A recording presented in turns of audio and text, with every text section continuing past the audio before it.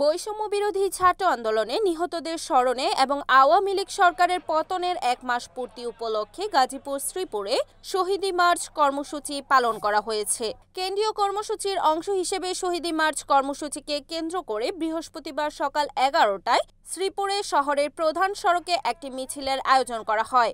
বৈষম্য বিরোধী ছাত্র আন্দোলনে শহীদদের স্মৃতিতে তাদের স্মরণে দোয়া করা হয়, সেই সাথে একটি সমাবেশের আয়োজন করা হয়। মিছিলের শেষে মাওনা চৌরাস্তা উড়ার সেতুর নিচে ছাত্র ও সচেতন নাগরিক সমাজের ব্যানারে শহীদি লং মার্চ এর সংক্ষিপ্ত বক্তব্য শিশির খানের সঞ্চালনায় বক্তব্য রাখেন মাওনার অন্যতম ছাত্র প্রতিনিধি ভাওয়াল বদরে আলম বিশ্ববিদ্যালয় কলেজের ছাত্র হাবিবুল্লাহ, মুফতি মাহাদি, মোহাম্মদ আশিক, মোহাম্মদ আকাশ, শ্রীপুরের ছাত্র প্রতিনিধি হাসান হাবিব, শ্রীপুর কলেজের ছাত্র শ্রাবণ সহ অন্যান্য প্রমুখ।